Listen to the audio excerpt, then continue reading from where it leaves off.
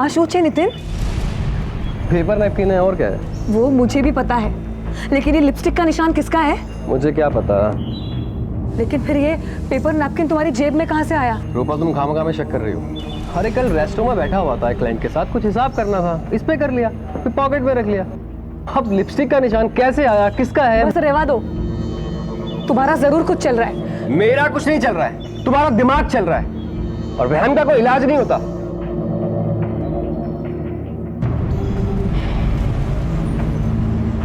ये देखिए, दूसरी दिखाएंगे ना भैया।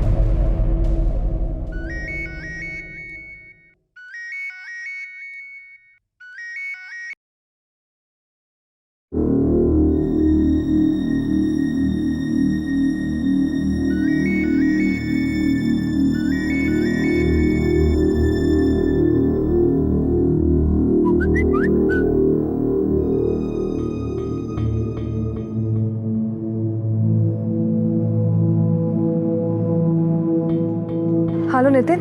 ये क्या नाटक है रूपल? हाँ, पहले खुद ही शक करती हो, फिर ना खाने की धमकी। अरे तुम जानती हो ना, इन दिनों भूखा रहना बच्चे के लिए अच्छा नहीं है। तो फिर तुम फोन क्यों नहीं उठा रहे थे? अरे कस्टमर के साथ था, अब यकीन नहीं आता, फोन दूं क्या? बस बस बाबा, और सुनाने की जरूरत नहीं है। वो मैंने सॉरी बोलने के लिए फोन किया था। इट्स ओके, मेरी भी गलती थी। अब ऐसी चीज देखोगी तो रिएक्ट तो करोगी ना। मुझे भी थोड़ा शांति से समझाना चाहिए था, खास करके इन दिनों में जब तुम्हें स्ट्रेस लेने की बिल्कुल ज़रूरत नहीं है। लेकिन मेरा यकीन करो रूपल, वो लिपस्टिक का निशान कैसे आया मुझे कोई आइडिया नहीं है। नितिन ठीक छे, I believe you. Thanks. Take care, bye.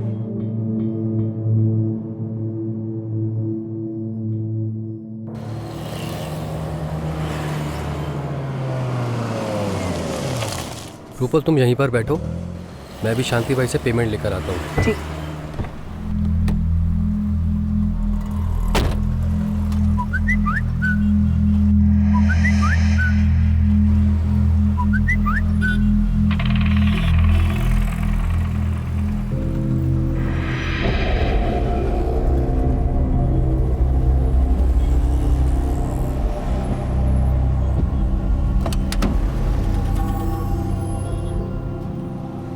ये क्या है नितिन? क्या? सोचे ये सब तुम पकड़े गए हो। मुझे नहीं मालूम ये कौन है। मुझे बेवकूफ मत बनाओ। कब से चल रहा है ये सब? रूपल प्लीज तुम हाइपर मत हो, मैं समझाता हूँ ना सब। मुझे कुछ समझना सुनना नहीं है। अरे मेरी प्रेगनेंसी को बस 3 महीने हुआ है और तुमने ये सब। रूपल तुम 1 मिनट फोन दिखाओ, अभी इस नंबर पे कॉल बैक करता हूँ, सब सच सामने आ जाएगा।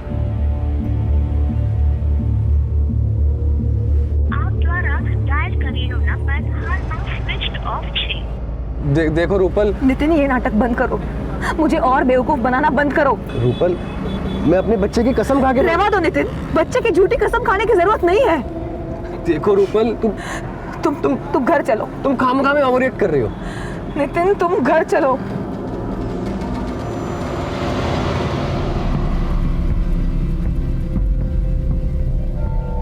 नितिन बेटा शू था?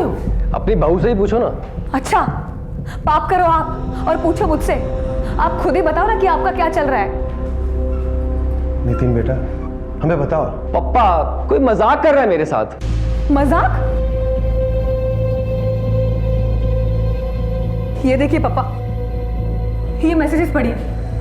ये सब आपको मजाक लगता है? नितिन ये सब क्या है? आप भी रूपल की तरह बेवजह शक कर रहे हैं मुझ पे। शक करने की वजह है मेरे पास। तुम्हारा उस सिमोन के साथ अब भी कुछ चल रहा है। अगर उसे भुला नहीं सकते थे तो क्यों मुझसे शादी की? क्यों मेरी लाइफ बर्बाद की? देखो रूपल, मेरा पास्ट मत घसीटो तुम। अरे हाँ था ना मेरा सिमोन के साथ रिश्ता, पर शादी से पहले था, और तुम जानती थी ना सब कुछ।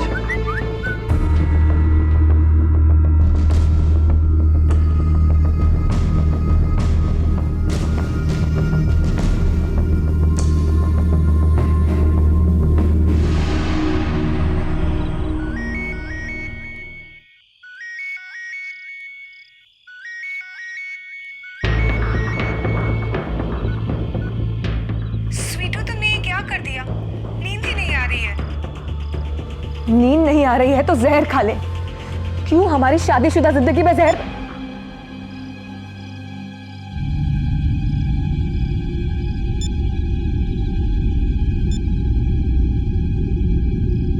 આપ દ્વારા ડાયલ કરેલો નંબર હાલમાં સ્વિચ્ડ ઓફ છે અથવા નેટવર્ક ક્ષેત્રની બહાર છે. કૃપા કરી થોડા સમય બાદ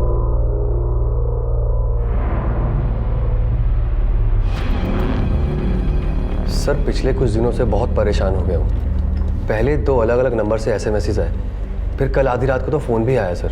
और मैंने हर बार नंबर्स पे कॉल बैक किया है, पर हमेशा फ़ोन स्विच ऑफ ही रहा. इंस्पेक्टर साहब, हमारा हंसता खेलता परिवार बिखरने के कगार पर है. क्या कोई ऐसा है जो आपको मानसिक तौर पर परेशान करना चाहता हो? नहीं सर, ऐसा तो कोई भी नहीं है. Jadeja, yes sir. इनसे सारे कॉल डिटेल ले लो और पता करो कि सारे नंबर किसके नाम पर इशूड है. आपसी विश्वास और भरोसा यूं तो हर रिश्ते की जरूरत होता है, लेकिन पति पत्नी के रिश्ते में यह विश्वास रिश्ते की नींव होता है, जिस पर उनके प्यार और उनके परिवार की इमारत खड़ी होती है. और कोई था जो नितिन और रूपल के इस रिश्ते की नींव को खोदने में लगा था.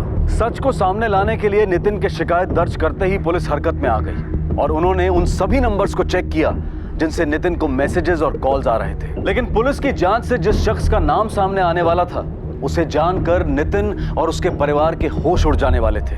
मिस्टर नितिन, आपको जितने भी अननोन नंबर से परेशान किया जा रहा था, वो सारे नंबर आपकी वाइफ रूपल मेहता के नाम पर रजिस्टर्ड है. रूपल? मैं ऐसा क्यों करूंगी? इंस्पेक्टर साहब, आई एम श्योर कि आपको कोई गलतफहमी हुई है. गलतफहमी तो हमें हुई थी कि मुझे हिरास करने वाला कोई बाहर का इंसान था. ये तो तुम ही निकली रूपल. अरे मैं ऐसा क्यों करूंगी? तुम ऐसा इसलिए करोगी क्योंकि तुम मुझसे बदला लेना चाहती हो. अरे सिमोन और मेरा रिश्ता तो मैं कब का भूल चुका हूं, पर तुम्हारे मन में वो अभी भी खटकता है ना. उसी का बदला लेने के लिए किया ना ये सब. नितिन, मैं तुम्हारे बच्चे की माँ बनने वाली हूँ और मैं ऐसा करूंगी तुम सोच भी कैसे सकते हो? एक मिनट, शिमोन कौन है? सर, शादी से पहले सिमोन और मेरा अफेयर था. हमारे अफेयर के बारे में सबको पता था और भले ही नितिन की शादी हो गई है, मगर आज भी मैं उससे उतना ही प्यार करती हूँ. उसको परेशान करने का मैं सोच भी नहीं सकती. शादी ना होने की वजह? मेरे और नितिन के फादर जसवंत अंकल, उन्होंने साड़ियों का बिजनेस शुरू किया था. उनके बीच कुछ झगड़ा हो गया और दोनों फैमिलीज के बीच खटाश इतनी बढ़ गई कि मुझे और नितिन को हमारा रिश्ता खत्म करना पड़ा. आप जा सकती हैं. Thank you. इसका फोन सर्वेलेंस पे डालो और वॉच करो. Yes sir.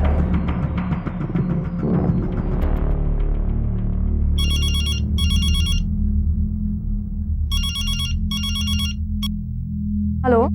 हेलो जी, नमस्ते. नमस्ते. कल रात सूरत चलना था. भाई साहब की पार्टी है फार्म हाउस पर. क्या रेट है आपका एक नाइट का? कौन बोल रहा है? नाम क्या है तुम्हारा? अजी, नाम में क्या रखा है? नाम की बात करो ना. Just shut up.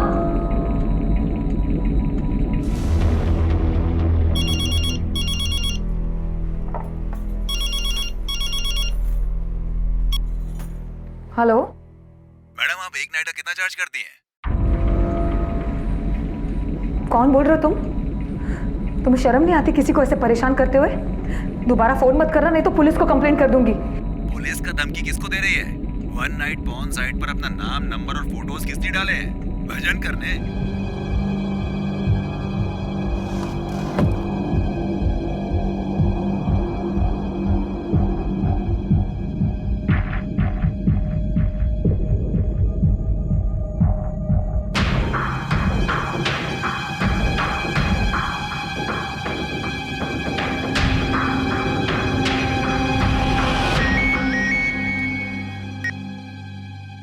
हाँ रूपल, શું થયું? બોલ ના.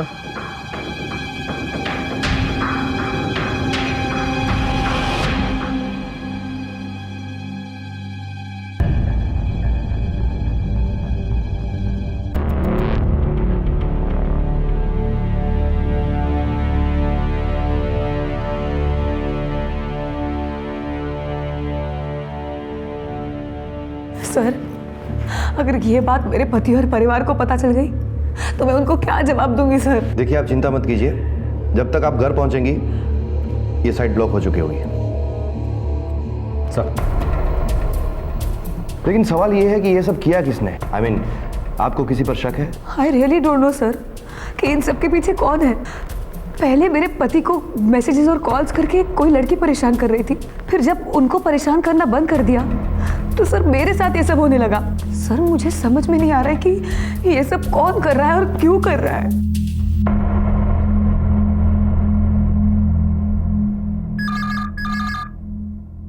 हेलो, एक रात तक क्या बजट है तुम्हारा? क्या बकवास कर रहे हो?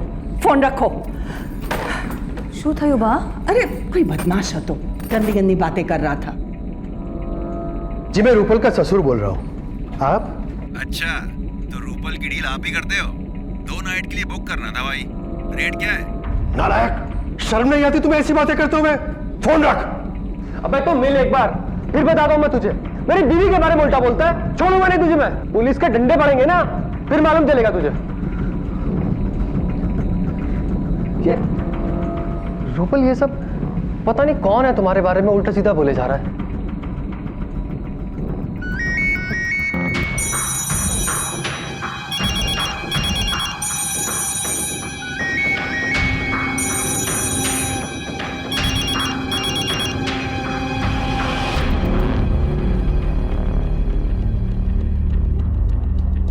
पिछली बार किसी ने रूपल जी के फोटोज के साथ साथ उनका कॉन्टैक्ट नंबर अपलोड किया था पॉर्न साइट पर, जो साइट हम ब्लॉक करवा चुके हैं। लेकिन फिर से किसी ने इनके कॉन्टैक्ट नंबर के साथ साथ आप सभी के कॉन्टैक्ट नंबर्स भी अपलोड किए हैं। हमें तो समझ ही नहीं आ रहा कि ये सब कौन और क्यों कर रहा है। सर इसके बारे में अगर किसी को पता लगा तो छीना मुश्किल हो जाएगा सर।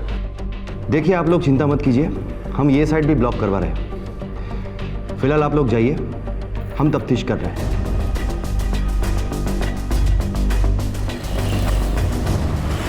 सर वो 2 मोबाइल सेट जिससे रूपल के पिक्चर्स अपलोड किए गए थे, वो शहर के 2 अलग अलग हिस्सों में से लावारिस बरामद हुए हैं और उसके साथ सिम कार्ड भी मिले हुए हैं सर। पता करो वो दोनों सिम कार्ड किसके नंबर पर रजिस्टर्ड है। Yes sir. सर ये क्या कह रहे हैं आप? मिस्टर नितिन, आप अनजान बनने की कोशिश मत कीजिए। हमें ये पता लग चुका है कि जिस 2 सिम कार्ड से आपकी वाइफ के फोटोज अपलोड किए गए हैं वो आपके नाम पर इशूड थे। मेरा यकीन मानिए सर, इसमें मेरा कोई हाथ नहीं है। हाँ, जब मुझे मालूम चला कि जिन नंबर से मुझे हैरेस किया जा रहा था वो मेरी वाइफ के नाम से इशू हुए, तब थोड़ा बहुत टेंशन था हमारे बीच में। पर सर वो मेरे होने वाले बच्चे की माँ है, मैं कैसे कर सकता हूँ उनके साथ में ऐसा कुछ? मैं बिल्कुल सच बोल रहा हूँ सर, प्लीज सर मेरा यकीन करिए सर। ठीक है, अभी के लिए आप जा सकते हैं, लेकिन शहर से बाहर मत जाइएगा। ठीक, थैंक यू सर। सर कहीं ऐसा तो नहीं कि ये पति पत्नी एक दूसरे को परेशान करने के लिए ये सब कर रहे हो?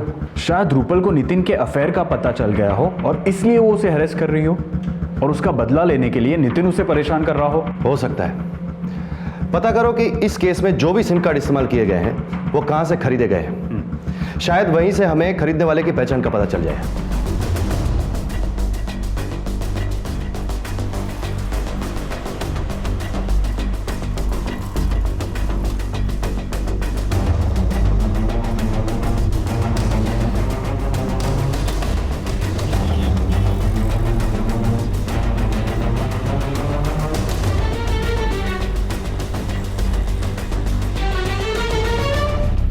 सर नितिन और रूपल के केस में टोटल 7 सिम कार्ड इस्तेमाल किए गए हैं, जो बहुत ही स्मार्टली नवरंगपुरा के किसी मोबाइल स्टोर में से खरीदे हैं जहां पे सीसीटीवी कैमरास नहीं हैं। अब 2 महीने पहले वहां कौन आया था, किसने ये सब खरीदा है, किसी को कुछ याद नहीं है सर।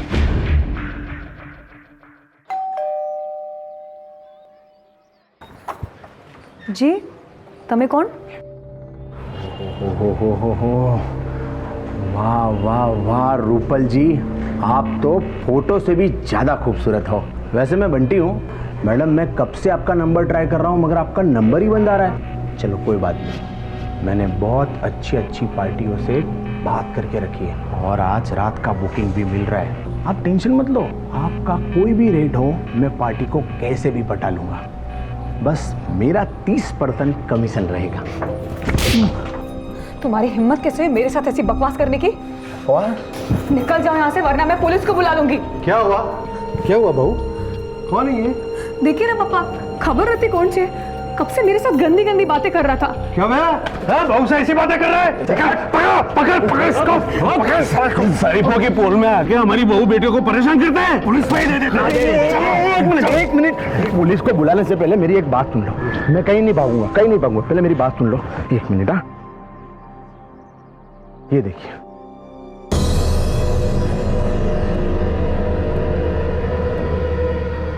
आप देखो, मोहल्ले की बहू। ओ अंकल जी, आप भी देखिए, आपकी बहू क्या गुल खिला रही है, देखिए।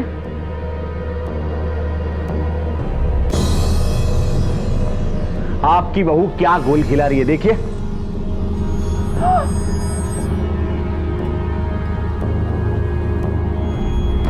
मोहल्ले वाले, ओ ये देखिए दीदी, आप भी देखिए।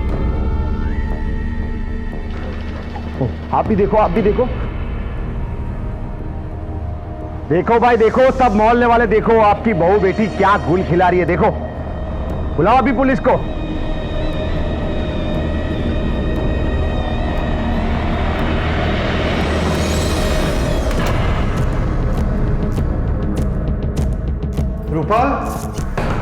रूपल बेटा, दरवाजा खोलो। रूपल बेटा।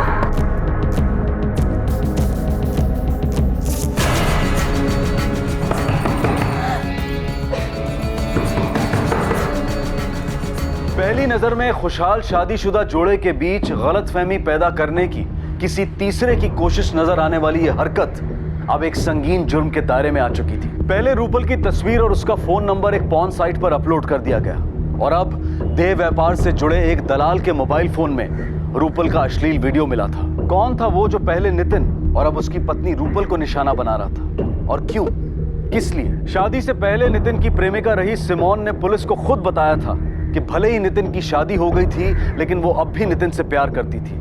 लेकिन इस घटना के पीछे सिमोन का हाथ होने का कोई भी सबूत पुलिस को नहीं मिला था। तो क्या यह कोई तीसरा ही शख्स था? और अगर हाँ, तो कौन था यह शख्स और क्यों कर रहा था ये सब? और पुलिस को भी ना तो कोई आगे बढ़ने का रास्ता दिखाई दे रहा था और ना ही कोई सुराग उनके हाथ लग रहा था। और फिर अचानक कुछ ऐसा हो गया जिसकी उम्मीद शायद किसी ने भी नहीं की थी। हाँ कल्पेश भाई, नहीं आज नहीं आ सकते। आज तो मैं और सरला अपनी बेटी रूपल की ससुराल आए हैं उससे मिलने के लिए। हाँ ठीक है। लगता है घर में कोई नहीं है। रूपल ने कहा था वो घर पर ही रहेगी। रूपल के सास ससुर गृह प्रवेश के लिए जाने वाले थे। रूपल को फोन कीजिए ना।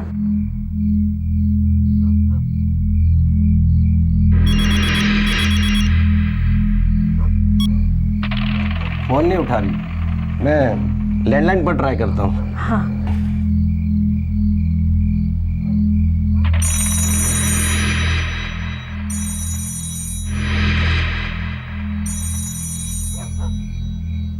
कोई उठा नहीं रहा, लगता है घर में कोई नहीं है। आप एक काम कीजिए, नितिन कुमार को फोन कीजिए।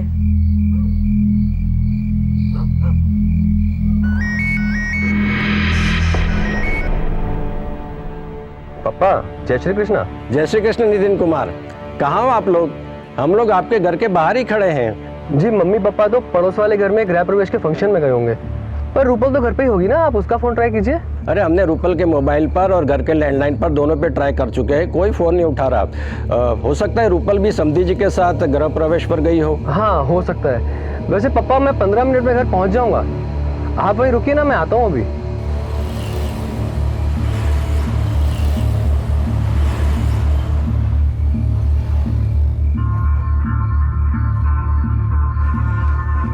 नितिन कुमार कब से खड़े हैं यहाँ पर, समधी जी को भी फोन ट्राई किया, वो भी फोन नहीं उठा रहे। कमाल है, फोन नहीं उठा रहे। चलिए आप अंदर तो चलिए कम से कम। आइए मम्मी आइए।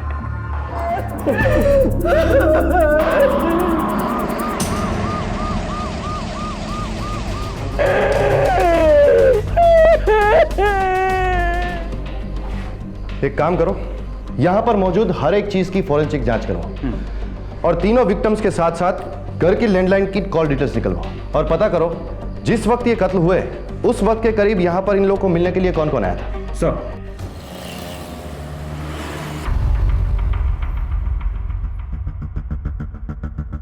सर, रूपल की कॉल डिटेल में से एक विकास त्रिवेदी का नंबर मिला है। मर्डर वाले दिन विकास की रूपल के साथ 2 बार बात हुई थी। एक सुबह में 11 बजे जो करीबन आधा मिनट उसकी बात चली होगी, और एक दोपहर को 2:15 बजे, और रात को 8 बजे से लेकर 8:30 बजे तक विकास के मोबाइल की लोकेशन रूपल के मोबाइल के लोकेशन के साथ दिखाई दे रही थी। इसका मतलब है रूपल के मर्डर से पहले विकास त्रिवेदी उसके साथ ही था। उठाओ उसे। सर, वो मैं और रूपल एक दूसरे से प्यार करते थे, लेकिन तब मेरी लाइफ का कोई ठिकाना नहीं था। ना तो मेरे पास जॉब थी और ना ही मैं अपनी लाइफ को लेकर सीरियस था। बस यूं ही मौज मस्ती में लगा रहता था।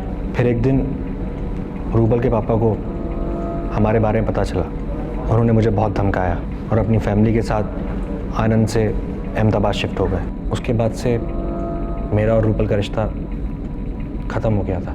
लेकिन तुम्हारी कॉल डिटेल्स तो ये दिखा रही है कि पिछले 2 महीनों से तुम रूपल के रेगुलर कांटेक्ट में थे। सर, 4 महीने पहले मैं आनंद से अहमदाबाद शिफ्ट हुआ।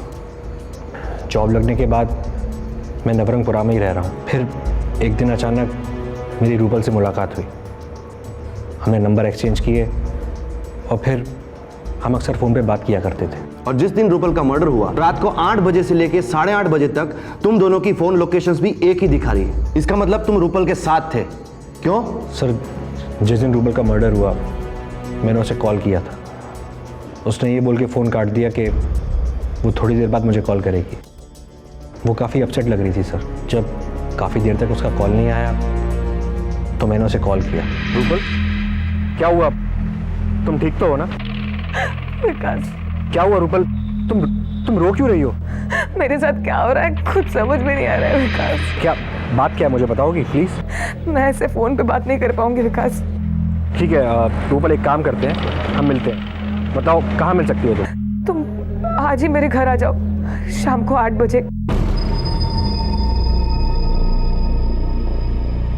रूपल, तुम्हें क्या लगता है तुम्हारे इस हरासमेंट के पीछे किसका हाथ होगा? पता नहीं विकास, मुझे कुछ पता नहीं है, मगर मैं इतनी ज़्यादा ह्यूमिलिएट हो चुकी हूँ कि किसी को भी चेहरा दिखाने में मुझे शर्म आती है। अच्छा होता अगर मैं उसी दिन मर जाती। देखो रूपल, मैं जानता हूँ कि इस वक्त तुम किस पेन से गुजर रही हो, लेकिन जो कुछ भी हुआ उसमें तुम्हारी गलती नहीं है। देखो, अभी तुम अपना और अपने होने वाले बच्चे का ध्यान रखो, और तुम्हें तो भगवान का थैंक्स बोलना चाहिए जो तुम्हें इतनी अच्छी सपोर्टिव फैमिली मिली है, जो इस वक्त भी तुम्हारे साथ खड़ी है। उसके बाद मैं वहाँ से चला गया था। ठीक है, जब तक ये केस सॉल्व नहीं होता तुम शहर से बाहर नहीं जा सकते। जाओ। इसका मोबाइल सर्वेलेंस में डालो। और वो सिमोन की रिपोर्ट निकालने के लिए कहा था, क्या हुआ? सर, हमने पता करवाया है। कत्ल के दिन शाम को 6 बजे से लेकर 11 बजे तक सिमोन रमणीक भाई के घर पे थी। सर, ये वही घर है जहाँ पे पूरी पोड़ गृह प्रवेश के फंक्शन के लिए जमा हुई थी। नितिन के माता पिता मीना और जसवंत भी वहाँ पे गए हुए थे, लेकिन जसवंत भाई के ब्लड प्रेशर की वजह से उनको घर पे जल्दी आना पड़ा। सर, जसवंत, मीना और रूपल के पोस्टमार्टम रिपोर्ट के हिसाब से उनकी हत्या शाम को 8 बजे से लेकर 9 बजे के बीच में एक तेज धारदार हथियार से हुई है।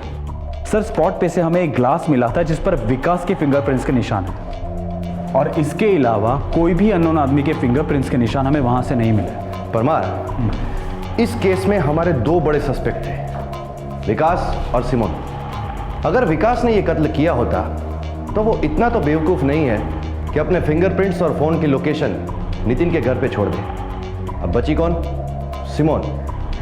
तो सिमोन तो सब पोड़ वालों के साथ उस दिन वास्तु पूजन वाले घर में थी, तो वो भी नहीं हो सकती। तो अब बचता है नितिन। लेकिन सर, नितिन ऐसा क्यों करेगा?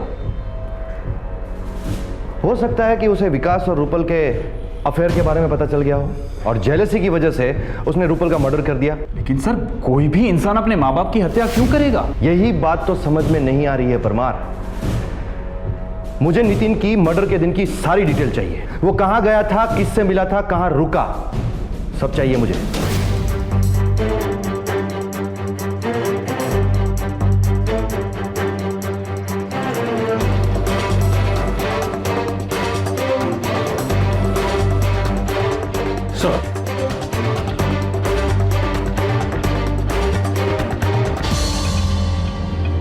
सर, एक बहुत ही इंपॉर्टेंट क्लू मिला है।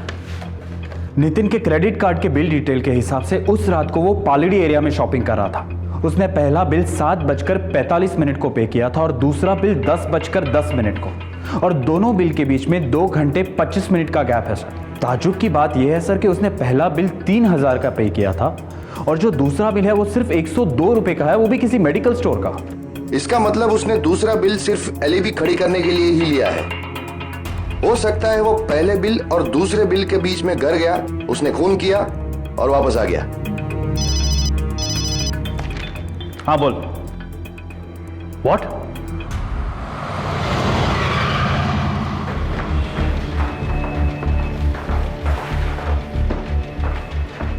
नितिन मेहता की हालत कैसी है? जख्म काफी गहरा है, बहुत बुरी तरह से हमला हुआ है। उनका स्टेटमेंट ले सकते हैं? जी, लेकिन he needs rest, so please don't take too long. Sure.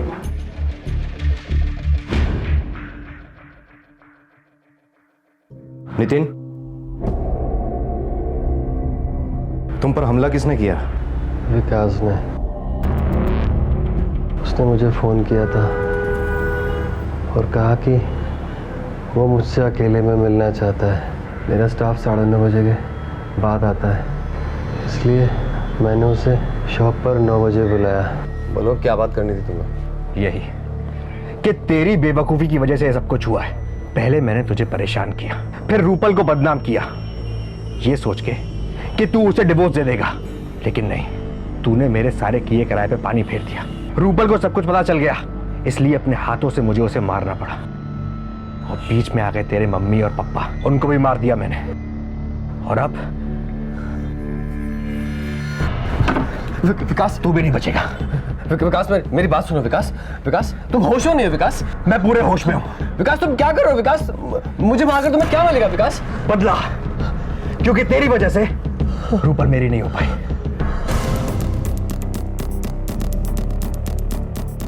विकास को लेकर आओ। सर,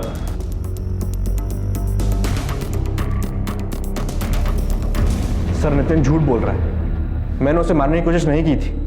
तो फिर तुम उसकी दुकान पर क्यों गए थे? सर उसने मुझे बुलाया था। लेकिन नितिन को तो कल तुमने फोन किया था। हाँ सर, लेकिन पहले उसने मुझे मिस्ड कॉल दिया था। हेलो विकास। हाँ जी, कौन? मैं नितिन बोल रहा हूँ, रूपल का हस्बैंड। मैं तुमसे मिलना चाहता हूँ, कुछ काम है, अकेले में। ठीक है, आप बताओ कहाँ मिलना है? कल सुबह मेरी शॉप पर 9 बजे। ठीक है, मैं आ जाऊँगा। 9 बजे मैं उसकी शॉप पे पहुँच गया था। हेलो, कैसे हो? जिंदा हूँ और चाहता हूँ जैसे तूने रूपल की जान ले ली वैसे मुझे भी मार लो। ये क्या बकवास कर रहे हो? मैंने रूपल को नहीं मारा है। झूठ बोल रहा है साले। हाँ? रूपल से बदला लेने के लिए तूने मेरे माँ बाप के साथ साथ मेरे होने वाले बच्चे को भी खत्म कर दिया। तूने मुझे को छोड़ दिया, मुझे भी मार डालना। पागल हो गए हो क्या? मैंने किसी को नहीं मारा है, तुम होश में तो हो ना?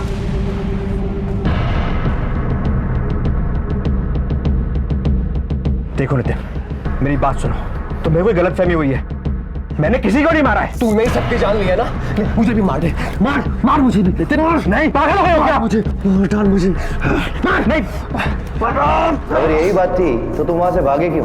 पुलिस के पास क्यों नहीं आए?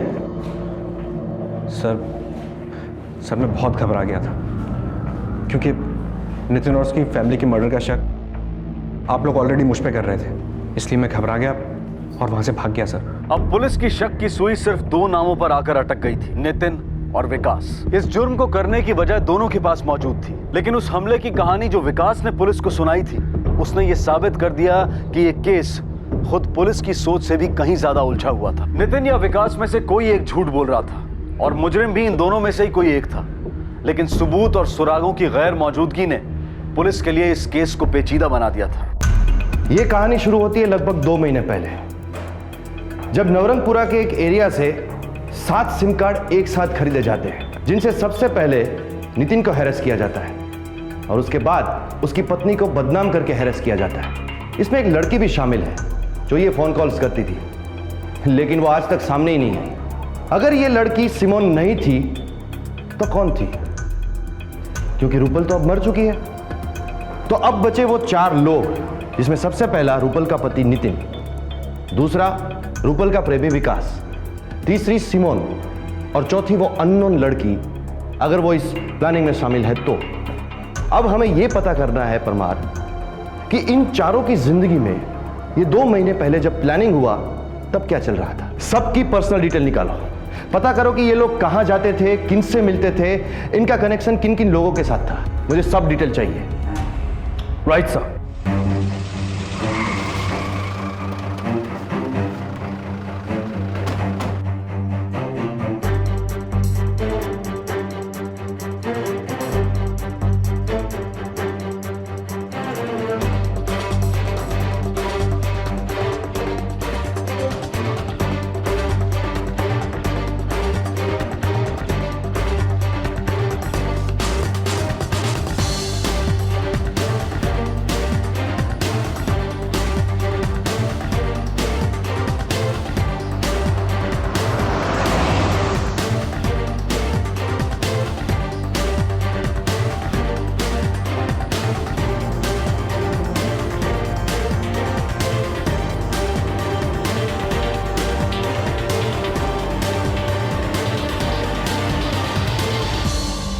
Sure, okay.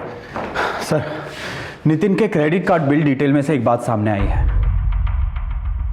2.5 महीने पहले 12 मार्च 2015 को नितिन ने एक बिल पे किया था क्रेडिट कार्ड से, जो केयर मैटरनिटी होम का है 8,650 रुपए का, जो नवरंगपुरा में है। लेकिन रूपल करीबन 3 महीने से प्रेग्नेंट थी और उसकी ट्रीटमेंट डॉक्टर कीर्ति कर रही थी, रेखा क्लिनिक, जो पालड़ी में है। ये रही उसकी फाइल सर।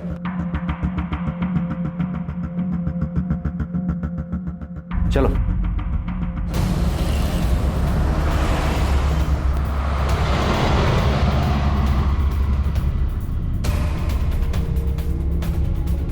हमें 12 मार्च 2015 के पेशेंट का रिकॉर्ड चेक करना है। 1 मिनट सर, ये रहा सर मार्च का रिकॉर्ड। ये पेशेंट रूपल मेहता यहाँ पर क्यों आई थी? 1 मिनट सर, मैं चेक करके बताती हूँ। सर, रूपल मेहता यहाँ अबॉर्शन के लिए आई थी, जो 12 मार्च को किया गया था। पॉसिबल नहीं सर, रूपल का अबॉर्शन हो ही नहीं सकता, क्योंकि पोस्टमार्टम की रिपोर्ट के हिसाब से रूपल मौत के वक्त 3 महीने की प्रेग्नेंट थी और डॉक्टर कीर्ति के रिपोर्ट के हिसाब से उसकी कंसेप्शन डेट 25 फरवरी है। इसका मतलब 12 मार्च 2015 को जो एबॉर्शन हुआ है वो रूपल के नाम से किसी और का हुआ है और इसका पेमेंट हमारे नितिन भाई ने किया है। हमें 12 मार्च 2015 की सीसीटीवी फुटेज चेक करनी है। थोड़ा और फॉरवर्ड कीजिए।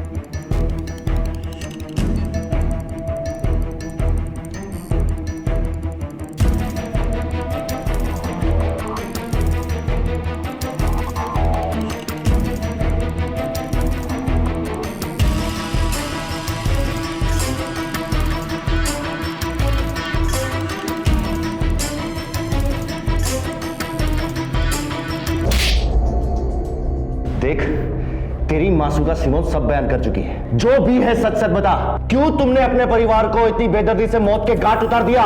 बोल। मैं और सिमोन एक दूसरे से इतना प्यार करते थे, एक दूसरे के बिना एक पल भी नहीं रह सकते थे। मेरे घर वालों ने मेरी मर्जी के खिलाफ मेरी शादी रूपल से तय कर दी। रूपल ने आते ही मेरे मम्मी पापा का दिल जीत लिया और दूसरी तरफ मेरे और सिमोन के रिश्ते बने रहे। हमने एक प्लान बनाया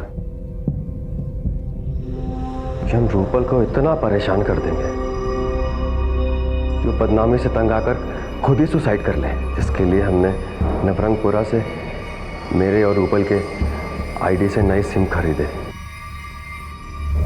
हमने ऐसी शॉप चुनी जहां सीसीटीवी कैमरास नहीं थे। उसके 1 महीने बाद हमने अपना प्लान शुरू किया। सिमोन ने मुझे उन नंबर से एसएमएस और फ़ोन कॉल्स करने शुरू किए। स्वीटू, तुमने ये क्या कर दिया? नींद ही नहीं आ रही है। नींद नहीं आ रही है तो जहर खा ले। उसके बाद मैंने और सिमोन ने अलग अलग पॉर्न साइट्स पर पहले रूपल का नाम, उसका कॉन्टैक्ट नंबर, उसकी पिक्चर्स, फिर हम सबके नंबर्स डाल दिए। मुझे पता था बात जब घर तक पहुंचेगी तो रूपल के पास सुसाइड करने के अलावा कोई चारा नहीं बचेगा। हमारा प्लान कामयाब हो रहा था। अब हमारे पास ज़्यादा वक्त नहीं था, क्योंकि सिमोन के घर वाले उसको शादी करने के लिए दबाव डाल रहे थे। रूपल को मारने के अलावा कोई चारा नहीं बचा था। हमने रूपल के मर्डर की प्लानिंग की और जानबूझ करके वो दिन चुना जब मेरे घर वाले और आसपास के लोग गृह प्रवेश के फंक्शन में गए थे। हम दोनों पर किसी को कोई शक ना हो, इसलिए सिमोन भी 6 बजे से रात 11 बजे तक गृह प्रवेश के फंक्शन में ही थी और मैं मार्केट में शॉपिंग कर रहा था।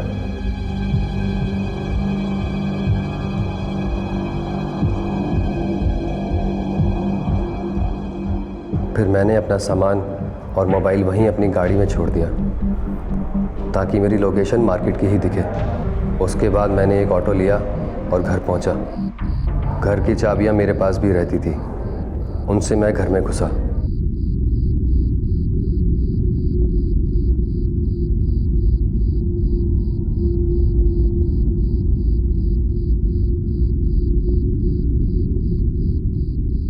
अरे नितिन, तुम तो देर से आने वाले थे ना? और ये पीछे क्या छुपाया है? दिखाओ।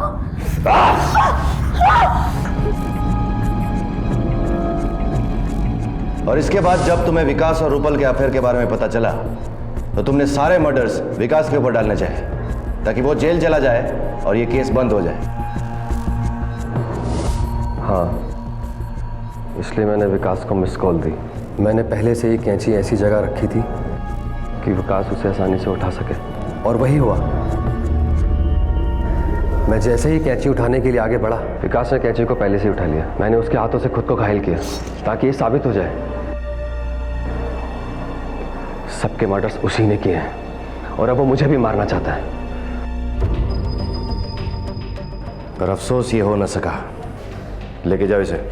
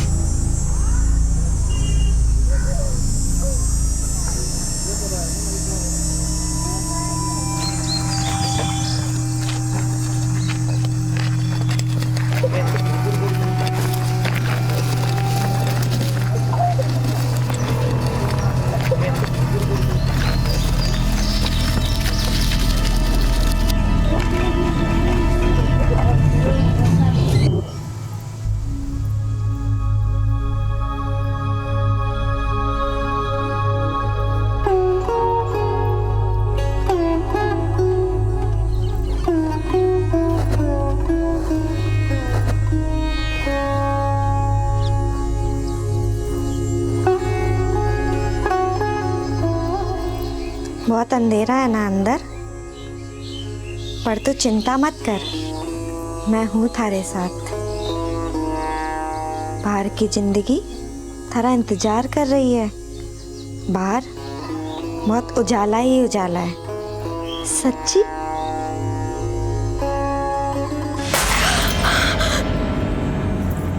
कौन है? कौन है वहां पर? कौन है?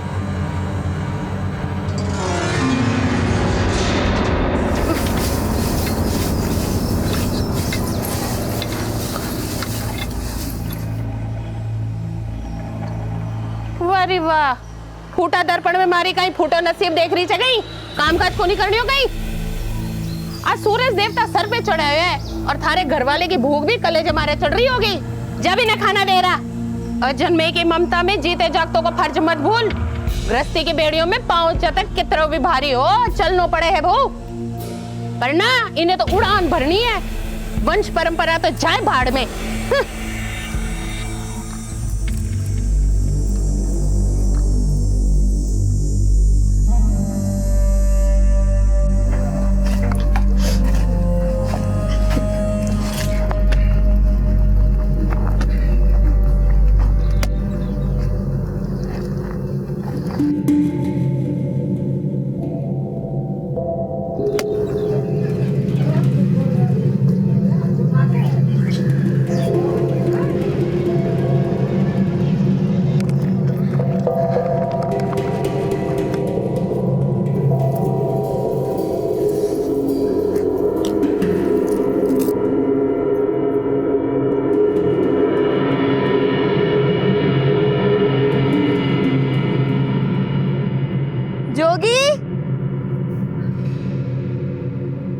जोगी जी,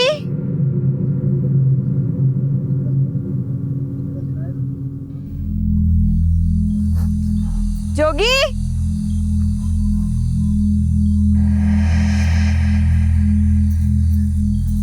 जोगी,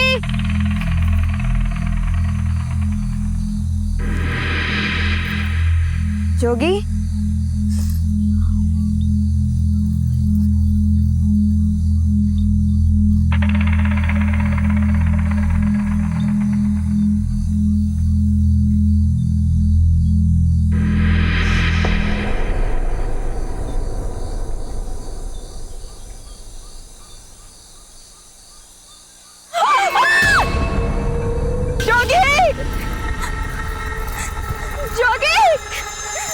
जोगी, बचाओ! बचाओ जोगी!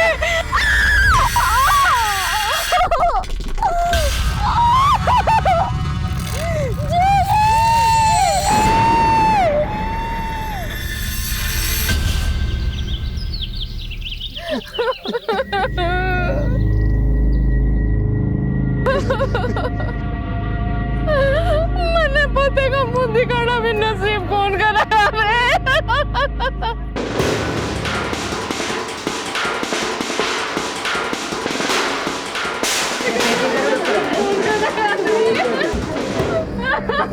हटिए हटिए पीछे हटिए, चलिए हटिए पीछे, पीछे हो जाओ, पीछे होइए आप।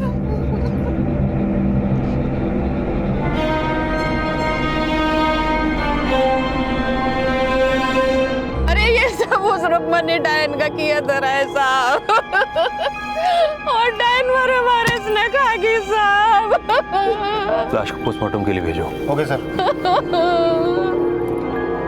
पैरों तले जमीन खिसक जाना, इस कहावत की अनुभूति से भी ज्यादा विचलित कर देने वाली ये घटना राजस्थान भीलवाड़ा के मौदा गांव में घटी। हमलावर गर्भवती कजरी के दोनों पैर काट कर ले गए और उसके बचे खुचे शरीर ने तड़प तड़प कर प्राण छोड़ दिए। उसके निढाल अपाहिज शरीर में पल रहा बच्चा गर्भ के अंधेरे में ही जिंदगी की रोशनी से महरूम रह गया। कजरी का पति जोगी और सास अरुणा सख्ते में थे। अपने पैरों के पंजों की छाप लिए गृह प्रवेश करने वाली बहू अपने पंजों के बगैर हमेशा के लिए विदा हो गई थी और अपने पीछे छोड़ गई थी एक सवाल कि उसकी इस निर्मम हत्या को अंजाम देने वाला हत्यारा कौन था। कजरी की सास अरुणा की रुदाली के चीखते स्वर किसी रुकमई को दोषी ठहरा रहे थे। आखिर कौन थी ये रुकमई और क्या वाकई में उसने कजरी की हत्या की थी? अपराध की ये बेहद संगीन घटना थी जिसके रहस्यमय कारणों की गुत्थी सुलझाने में पुलिस बड़ी मुस्तैदी से जुट गई।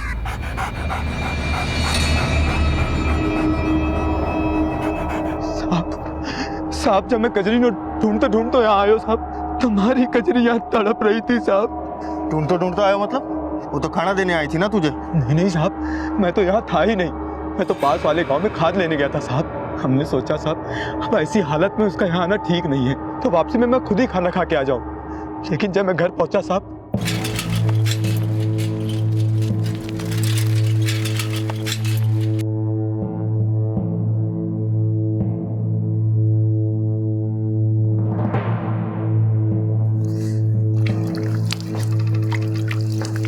कजरी, कजरी। अरे जोगी तू क्या हो? कजरी तो थारे वास्ते खेत में खाना लेर गई है और बिन्ने तो बड़ी देर होगी बेटा, हाल तक आई भी कोनी। पर तू अन्नी ने कहीं कर रहे हो? मैं तो बाजार गयो तो सोचो वापसी में खाना खाते हुए चलो। लेकिन माँ तू तो इतनी समझदार है ना, इस हालत में तूने उसे खेत में भेज दिया तो कहीं सर पे बिठाए रखूं कहीं? माँ तू भी ना। कजरी, कजरी, कजरी,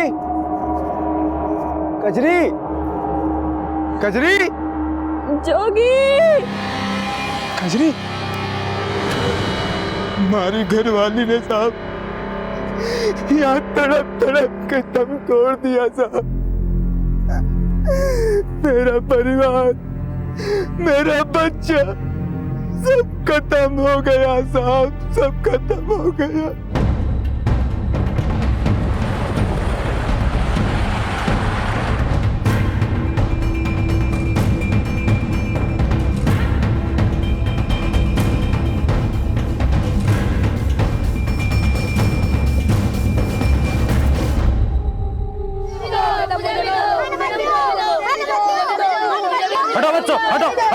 कहाँ गए? दही दे, खा जाएगी सबको। इधर दही दे, इधर। क्या नाम है तुम्हारा? रुकमई साहब।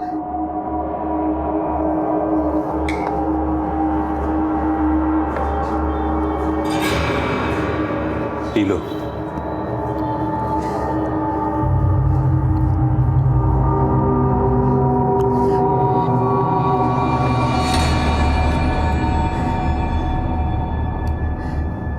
साहब, मैं सच कहूं साहब, मैंने कजरी को कोनी मारे हो साहब। लेकिन गांव वाले कहते हैं सिर्फ कजरी ही नहीं, तुमने गांव के और भी नवजात शिशुओं को मारा है। क्यों? हत्यारे तो वो खुद है साहब, पाखंडी है, कमीने। ए छोरी, जबान संभाल के। साहब है, जो बोलना है साफ साफ बोल। साहब, ये लोग औरत जात के दुश्मन है साहब। इनकी औरत की कोख में अगर छोरी हो ना साहब, तो ये उसको जिंदा नहीं रहने देते साहब। उसका गर्भपात कराकर उसका इल्जाम मारे सर मरते हैं साहब। साहब, कजरी साल भर पहले भी पेट से थी साहब। जब उसकी सास और घर वालों ने पता कराया कि उसके गर्भ में छोरी है, तो उसका भी गर्भपात करा दिया साहब। दफना दिया उस अजन्मी जान को, और उसका इल्जाम भी मर दिया मारे सर। और अब जब कजरी अपनी टावर को पेट में लेके मर गई, तो भी इल्जाम मारे सर पे। कोई ऐसे ही आरोप नहीं लगा था, कोई ना कोई वजह तो रही होगी। वजह हमारी फूटी किस्मत है साहब। शादी के 3 महीने बाद हमारा आदमी खत्म हो गया साहब। तब तक हमारी गोद भी नहीं भरी थी साहब। एक मजबूर औरत को सहारा देने के बजाय ये सब लोग मने जली कट्टी सुना रहे हैं साहब। माने दोष दे रहे हैं साहब कि मैं अपना पति ने खा गई साहब। मैंने डायन किया है साहब, मैं नहीं करी साहब, मैं डायन को नहीं साहब।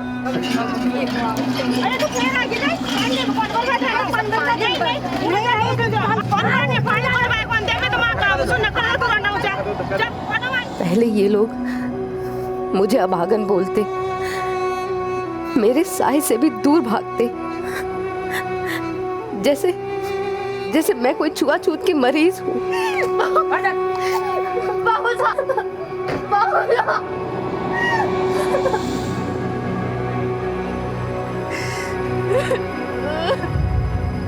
और फिर अपने पाप को मेरे सर मरने के लिए मुझे डायन बना दिया साहब।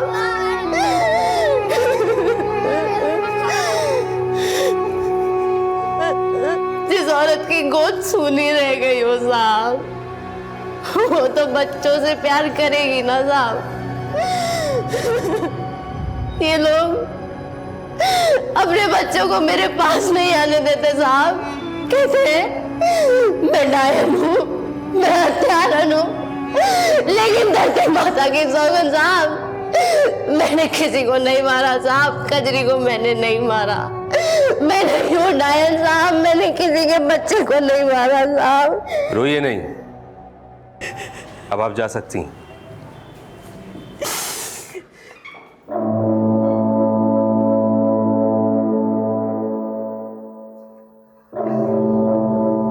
योगेंद्र, इस रुक्मणी पर नजर रखो और पता करो कि आसपास ऐसे कितने हॉस्पिटल्स, क्लिनिक्स और नर्सिंग होम हैं जहां पर इलीगल तरीके से सेक्स डिटर्मिनेशन टेस्ट होते हैं। और हाँ, कजरी का भी ऐसा कोई टेस्ट हुआ तो पता करो।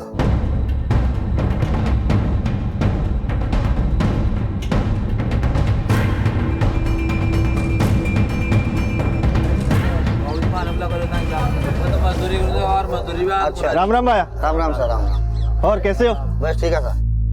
अरे चाय दियो। सुल्तानपुर से आए हो। बिंदनी पेट से है। अच्छा अच्छा। भाया, यहाँ कोई डॉक्टर है जो ये बता सके कि पेट में छोरा है कि छोरी? थारो काम भीड़ बड़ा मुसी, बट एक डॉक्टर है, बैठा जा। धन्यवाद।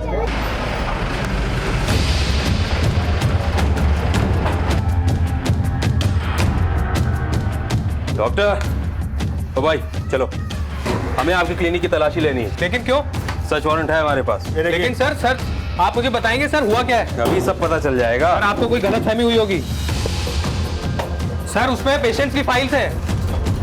सर यहाँ पे पेशेंट्स की, ये देखिए।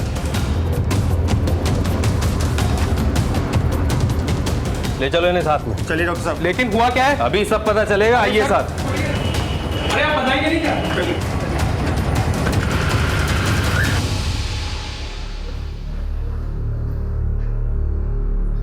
साहब आप बेवजह मुझे परेशान कर रहे हैं। कजरी की हत्या का मुझसे और मेरे क्लिनिक से कुछ लेना देना नहीं है।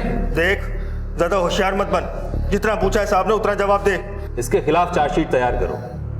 ये अपनी क्लिनिक में गैर कानूनी तरीके से सेक्स डिटर्मिनेशन टेस्ट करता है। बोलेगा या करूं तेरे खिलाफ केस फाइल? साहब बताता हूँ। वो पिछले साल कजरी का अबॉर्शन मैंने ही किया था और फिर 2 महीने पहले उसका पति और उसकी सास दोनों मेरे क्लिनिक आए थे उसका अबॉर्शन फिर से करवाने।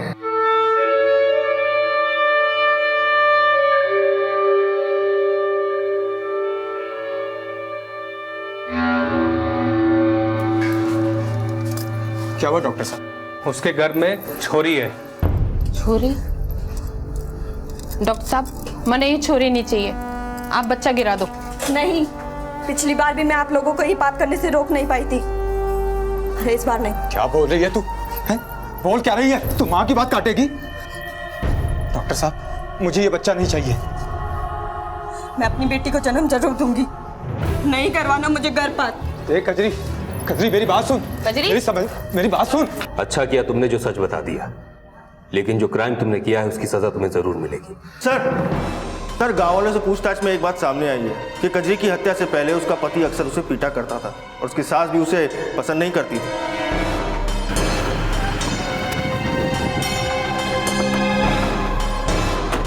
चल जोगी, तेरा काम खत्म। कहाँ हो साहब? अम्मा को पकड़ो अंदर से। कहाँ हो साहब? लेके चले। अरे मैडम, हुआ क्या मैडम? चलो चलो बैठो।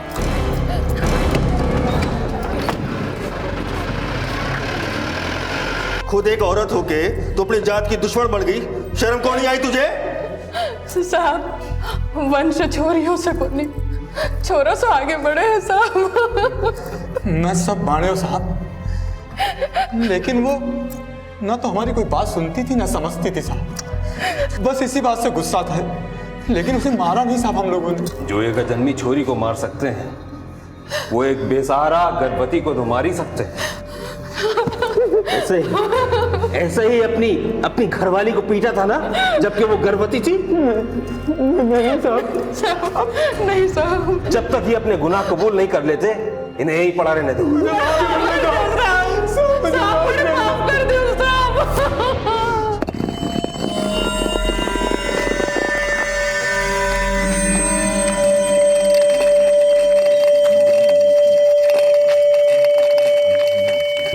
बस बेटा बस इधर ही उतार।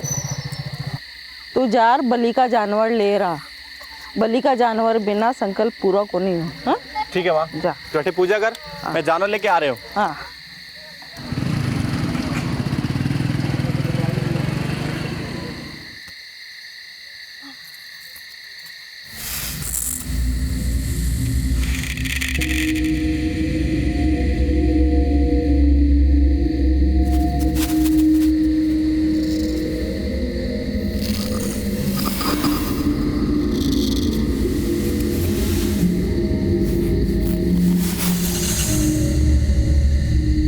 बड़ी जल्दी आ गया बेटा।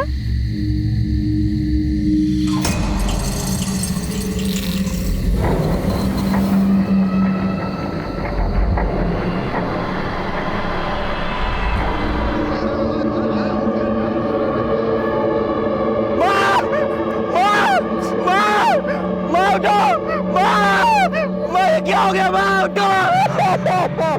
अपने कुल देवता को प्रसन्न करने के अंधविश्वास में जानवर की बलि चढ़ाने आई बूढ़ी अम्मा को खुद किसी ने मौत की बलि चढ़ा दिया। देवस्थान कहा जाने वाला यह वीराना एक भयानक मंजर का प्रतीक बनकर रह गया। खून के धब्बे, कटी फटी लाश और चील कौओं की ललचाई चीखें गांव वालों के अंदर कपकपी पैदा कर रही थी। लेकिन वहां कुछ ऐसे नासमझ भी थे जो इस हत्या को अपने खोखले अंदाजे लगाकर नरबली जैसी भ्रांतियां फैला रहे थे। पुलिस जब घटनास्थल पर पहुंची तो उन्हें बूढ़ी अम्मा और कजरी की हत्याओं में समानताएं दिखाई थी।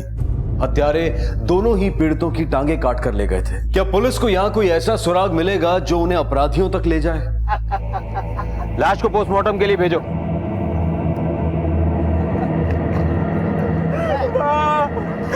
साहब, मेरी माँ तो कुल देवता को जाना चढ़ाना चाहती थी और मैं उन्हें यहाँ लेकर आया था साहब। उन्हें यहाँ छोड़कर मैं जानवर लेने चला गया साहब, और जब मैं वहां से आया तो तुम्हें किसी पे शक है? मुझे कुछ समझ में नहीं आ रहा साहब। बोला मेरी माँ को कोई ऐसे क्यों मारेगा? योगेंद्र, आसपास देखो, कहीं ना कहीं कोई ना कोई सुराग हमें जरूर मिलेगा।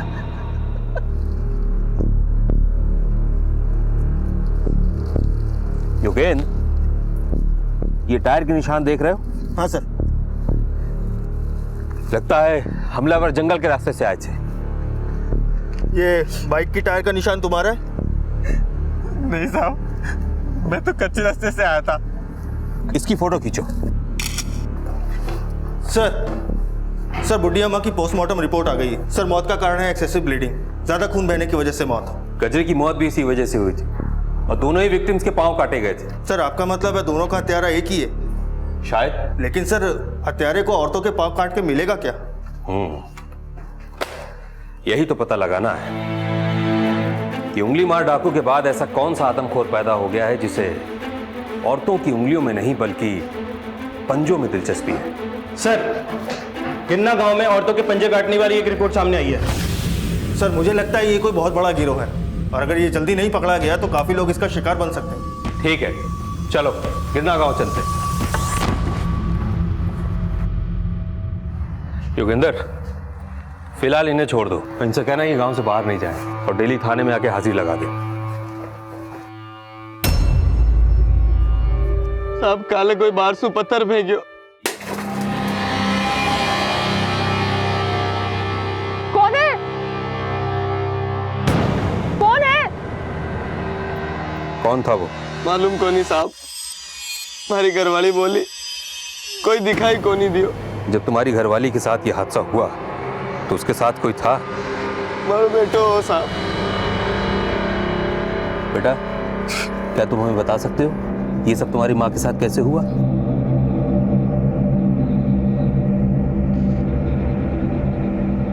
दुखी, तू बकरियां ध्यान रख जो। मैं आई जरा ईंधन की लकड़ियां लेके। ठीक है माँ।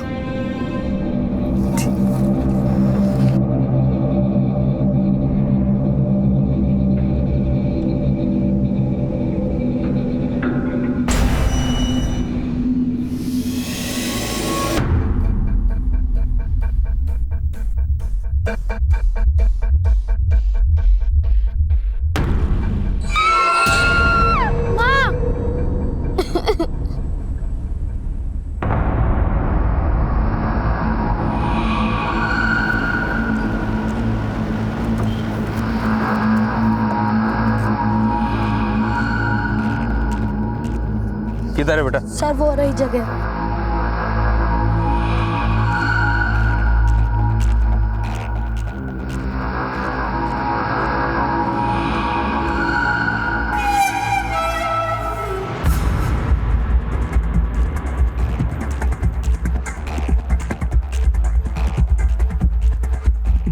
योगेंद्र, ये मुझे बाइक के टायर्स के मार्क्स लग रहे हैं।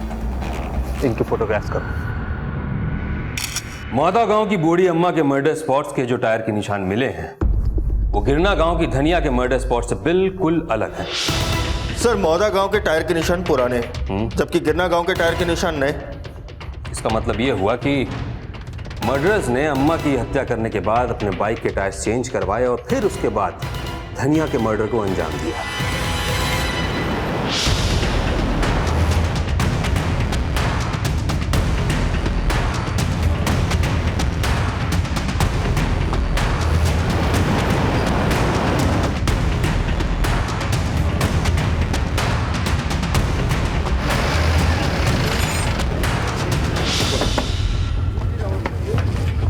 सुनो, क्या तुम्हारे पास दो लड़के आए थे बाइक के टायर ट्यूब्स चेंज करवाने? हाँ साहब, परसों दौड़ के अपनी पंचर मोटरसाइकिल लेकर आए थे। टायर की हालत बहुत खराब थी साहब, जैसे जबरदस्ती 5-6 किलोमीटर पंचर टायर को रगड़ते लाए हूँ। किस तरफ से आए थे साहब? इतना तो ध्यान नहीं दिया, पर हाँ साहब, टायर में मोटे मोटे कांटे गड़े हुए थे। शायद बंजर बिहड़ की ओर से आए थे साहब। हमारे स्केच आर्टिस्ट को उनका हुलिया बता सकते हो?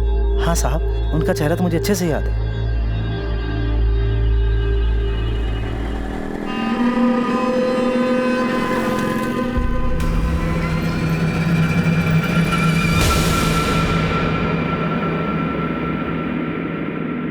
जल्दी जल्दी खाना बांध दे, आज फिर देर हो गई है। अजी खाना तो कद का तैयार है। और सुनो, हाँ। दफ्तर से आज थोड़ा जल्दी आ जाना। ठीक है हमारी लड्डू। ये माँ क्यों न जगी अभी तक? रात को दवाई लेकर सोई थी, हो सकता है नींद के नशे में सोई हुई हो। पर अब तो सवेरा हो गया, जगा के चाय नाश्ता करा दे। मैं जाऊं के देखती हूँ। माँ जी, ओ माँ जी, माँ जी, माँ जी!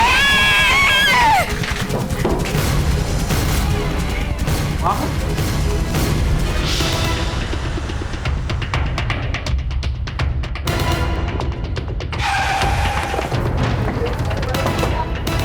हटो पीछे, पीछे हटो।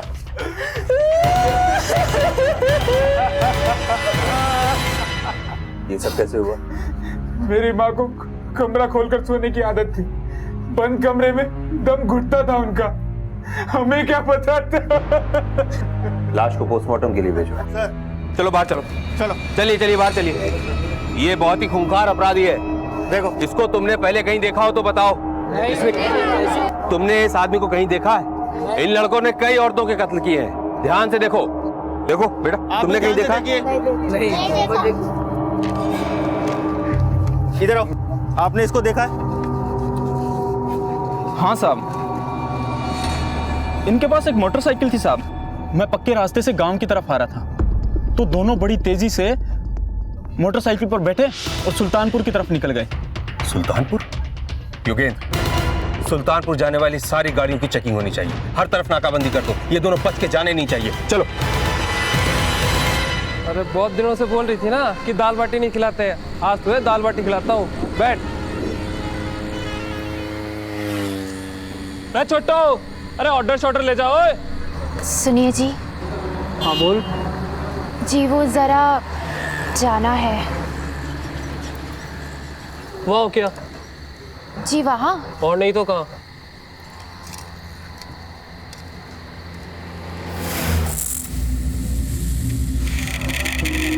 सुनिए जी। हाँ बोल। जी वहाँ तो बड़ा सुनसान है, आप भी साथ चलिए ना। अरे थारे साथ 7 जन्म जीने मरने की कसमें खाई है, इसका मतलब यह तो नहीं है कि जहाँ भी जाएगी माने साथ लेके जाएगी। जा जा जल्दी जा। हो क्या, हो क्या?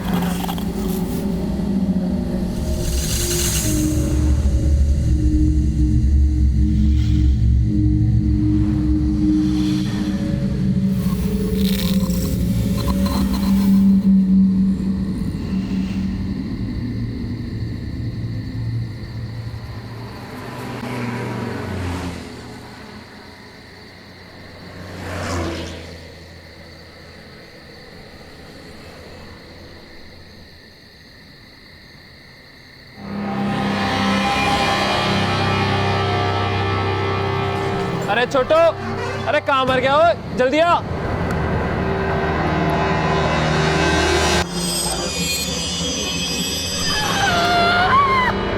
कालिंदी,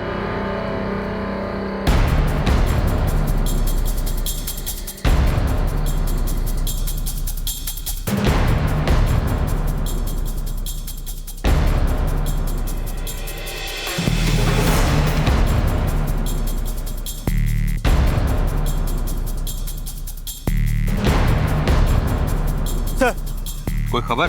नहीं सर, पर नाकाबंदी जारी है। और सर, रात को जिस हाईवे वाले ढाबे पर औरत के पैर काटे गए थे, उसकी पोस्टमार्टम रिपोर्ट आ गई है। Same reason, excessive bleeding. Hello, क्या?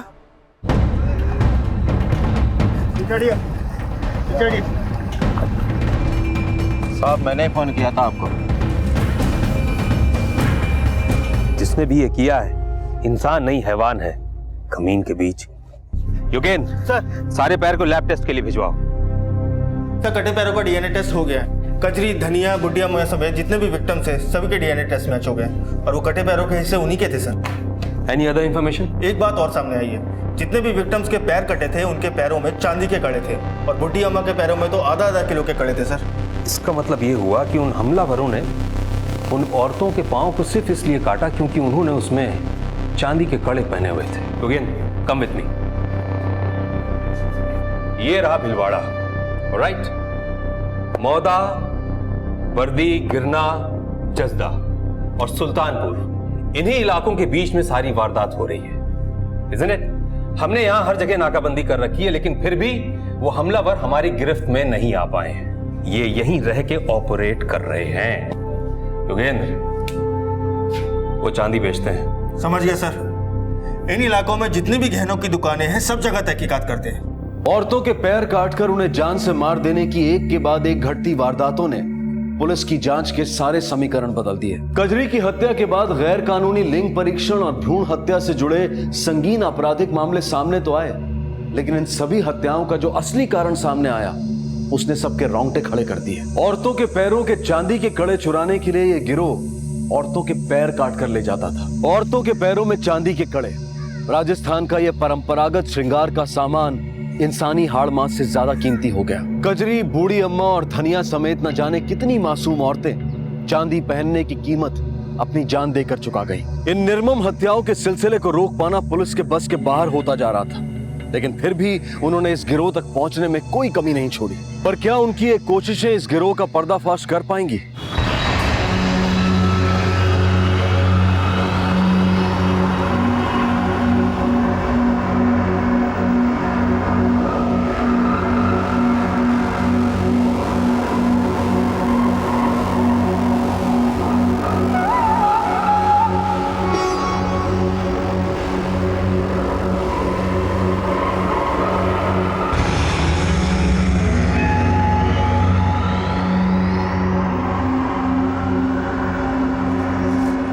छोटू, हाँ काम चालू कर दे।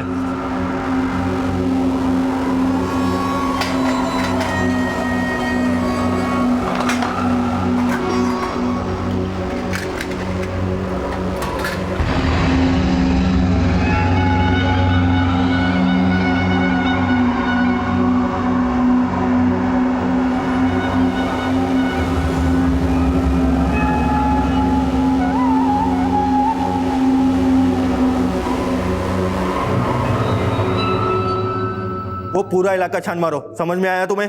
मुझे कोई एक्सक्यूज नहीं सुनना। सर, हमने हर छोटी बड़ी दुकान में तहकीकात की, मगर वैसा चांदी वाला सुराग हाथ नहीं लगा। इस गांव में जरूर कुछ ऐसे कारीगर भी होंगे जो अपने घरों से ही रहकर काम करते होंगे। सर, अपनी मुस्तैदी बढ़ाओ, इन सांपों के बिलों को पता करो। Okay sir. माल तैयार हो गया? हाँ सर। लो।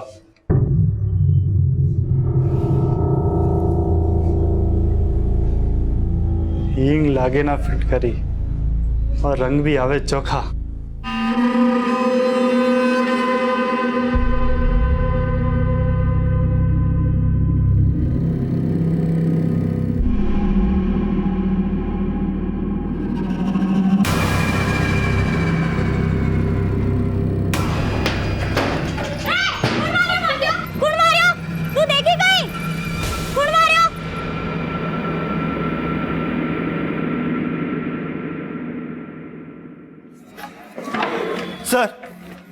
सर, आपका अंदाजा सही निकला। बेटी गांव में एक मनोहर नाम का आदमी है जो पहले आर्टिफिशियल ज्वेलरी का काम किया करता था, लेकिन आजकल चांदी का बिजनेस करता है सर।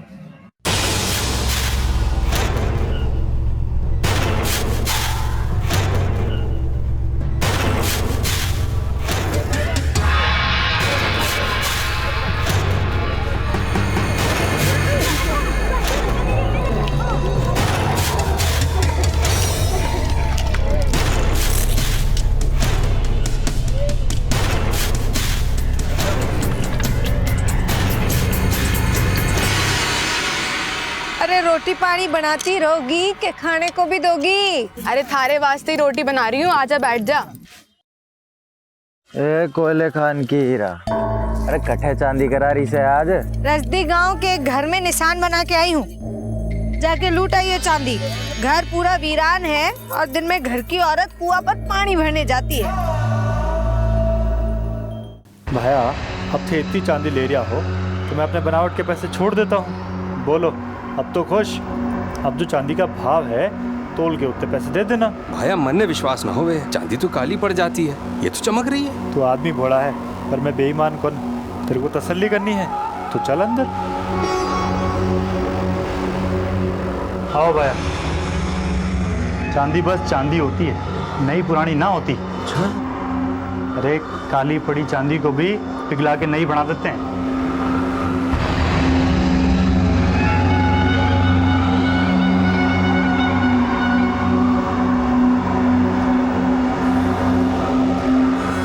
क्यों भाया, अब हुई तसल्ली? तसल्ली तो हमें तब होगी जब तुम ये बताओगे कि ये चांदी तुम्हें देता कौन है। चल चार छोड़ो, बता दो साहब, बस करो साहब, बता दो। मैं साहब दो बंजारन है साहब, पता नहीं कहां से चांदी के भारी भारी कड़े लेके आती है साहब। सच कह रहा हूं साहब, इससे ज्यादा मैं कुछ नहीं जानता साहब। मैं तो बस उससे चांदी खरीद लेता हूँ साहब कम दाम पे। कहाँ रहती है वो? बंजारन है साहब, उनका क्या ठिकाना, पर हाँ जब भी उनके कोई माल हाथ लगता है तो वो पीसीओ से फोन करके बुला लेती है साहब। योगेंद्र, आसपास जितने भी बंजारों के ठिकाने हैं वहां जाके पता करो, ये सच बोल रहा है कि झूठ? सर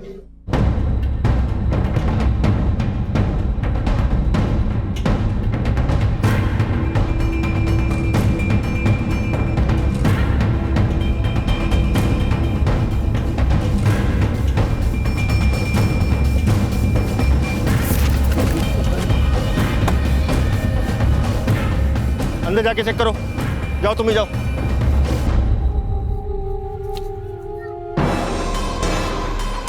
कोई मिला? सर कोई भी नहीं है अंदर, सब बोरे बिस्तर बांध के चले गए। सर बीडी गांव के पास एक बंजारों का ठिकाना है, लेकिन यहाँ कोई नहीं मिला, लगता है सब भाग गए। Okay sir.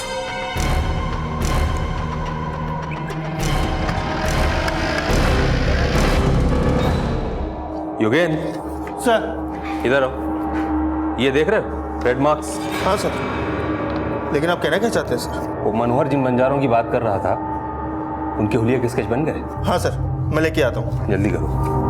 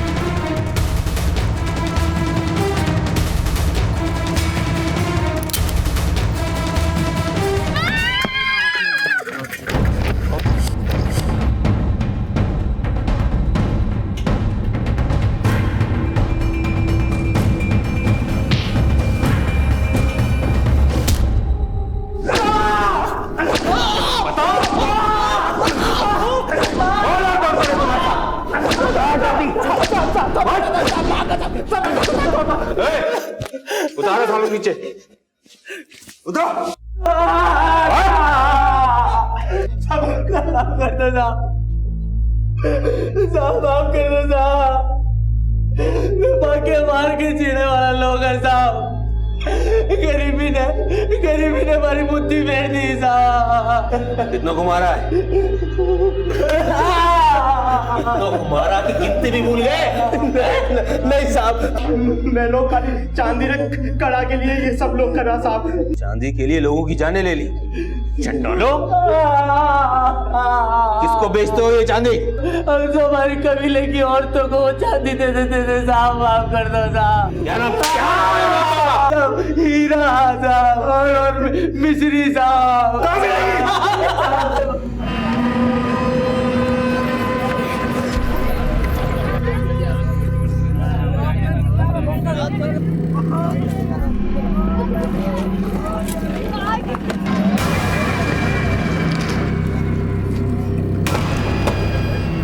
हटो पीछे, पीछे हटो। चलो सब साइड में जाओ, इधर आओ, लाइन से खड़े हो। देखो, हमें सिर्फ हीरा मिश्री और सेफ्टी से मतलब है। उन तीनों को हमारे हवाले कर दो, हम तुम्हें छोड़ देंगे। ये देखो, इनको कहीं देखा है? देखो है? सब साइड में हो।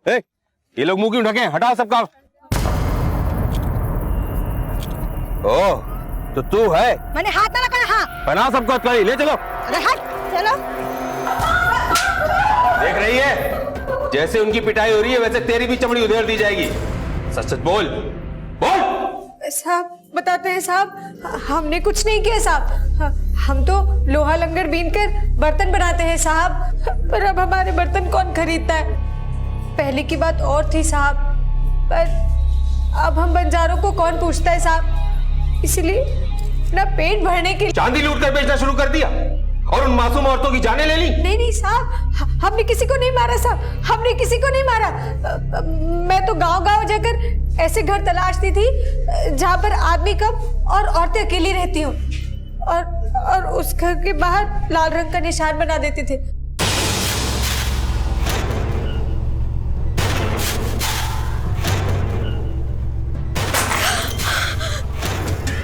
कौन है?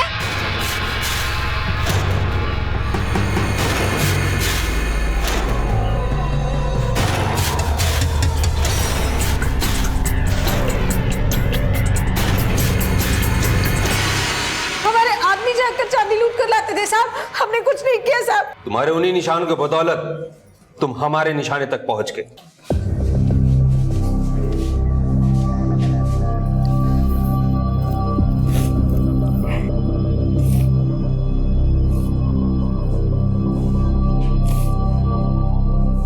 एक जगह से दूसरी जगह पलायन करने वाले बंजारों के रेले में मौत के कुछ ऐसे सौदागर थे जिन्होंने कुछ स्थानीय आवासियों को जिंदगी के अंतिम पलायन की ओर भेज दिया, जहां से वो कभी लौटकर नहीं आ सकते। सभी अपराधियों को उनके अपराध के अनुसार सजा सुनाई गई, जो कुछ भटके हुओं को समय रहते सुधर जाने की सीख देती है, और आम इंसान को भी कि वो इन अपराधियों का निशाना बनने से पहले ही सतर्क हो जाए। अब मैं अनूप सोनी आपसे विदा लेता हूं, फिर मुलाकात होगी अगले एपिसोड में एक और चौंका देने वाले केस के साथ।